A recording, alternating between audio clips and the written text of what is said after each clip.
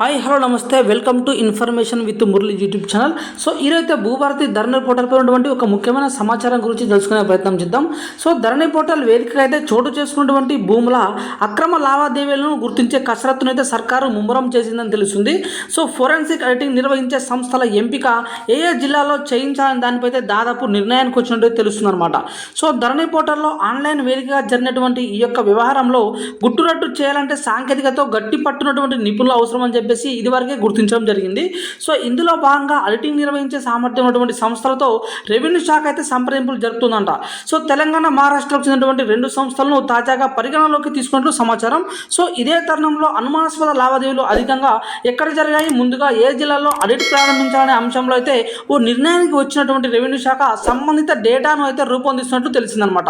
So అదేవిధంగా portal వేదిక అయితే రాష్ట్ర వ్యాప్తంగా రోజు కొన్ని వేల ఈ ఫైల్ అయితే అప్లోడ్ డౌన్లోడ్ అయితే అవుతుంటాయి అనమాట. సో తహసీల్దార్, జాయింట్ సబ్ రిజిస్ట్రార్, కలెక్టర్ లేదా జిల్లా ధరణి సమన్వయకర్తల ఆధ్వర్యంలో ఈ ఫైలింగ్ ద్వారా లావాదేవీలు అయితే పూర్తవుతుంటాయి. సో సమాచారం అంతా సెంట్రల్ సర్వర్లో నిక్షిప్తం అవుతుంది. అదేవిధంగా ధరణి పోర్టల్ 2020 నవంబర్ 2వ తేదీ నుంచి పనిచేస్తున్నటువంటి ఈ యొక్క నేపథ్యంలో లక్షల ఈ ఫైల్ అయితే అందులో నమోదయ్యాయి అనమాట. సో వాటిలో అక్రమ లావాదేవీలను కనుగొనడం సవాలే. ఈ నేపథ్యంలో ఫోరెన్సిక్ ఆడిట్ ఏ నెలలు ఏ తేదీల మధ్య నిర్వహించాలి, జిల్లా కేంద్ర స్థాయిలో లేకపోతే మండల కేంద్ర స్థాయిలో అనే దానిపై అధికారులు అయితే సమాలోచనలు అయితే జరుపుతున్నారని తెలుస్తుంది. సో కలెక్టర్లకు ప్రత్యేకంగా అనుమతులు ఇచ్చినటువంటి పెండింగ్ మ్యుటేషన్ల జారీ ప్రక్రియలోనూ ప్రభుత్వ భూములకైతే హక్కులు కల్పించారన్న ఆరోపణలు ఉన్న నేపథ్యంలో దీనిపైన దృష్టి పెట్టారని తెలుస్తుంది.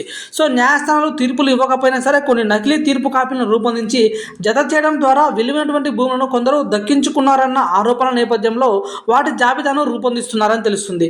సో అదేవిధంగా సాధారణ ప్రక్రియకు భిన్నంగా జరిగినటువంటి లావాదేవీలను ముందుగా గుర్తిస్తే ఆ తర్వాత ఏ కంప్యూటర్ చిరునామాతో అది పూర్తయిందనేది బయటపడుతుందని నిపుణులు చెబుతున్నారు. సో ప్రధానంగా భూముల విలువలు భారీగా పెరిగిన గిరాకీ ఉన్నటువంటి ఉమ్మడి రంగారెడ్డి జిల్లా, హైదరాబాద్, నల్గొండ, మెదక్ జిల్లాలో అక్రమ లావాదేవీలు అధికంగా ఉన్నట్లు భావిస్తున్నటువంటి ప్రభుత్వం తొలి దశలో ఆయా ప్రాంతాలపై దృష్టి పెట్టే సూచనలు ఉన్నాయి. సో ఆడిట్ జరిగే ప్రాంతాలు, జిల్లాలోని ప్రభుత్వ అధికారులు, సిబ్బంది ఆడిట్ నిపుణులకు సహకరించాలని చెప్పేసి ఆదేశాలు జారీ చేసే అవకాశాలు మనకు మెండుగా అవుపడుతున్నాయి అని చెప్పేసి రెవెన్యూ వర్గాల సమాచారం అన్నమాట.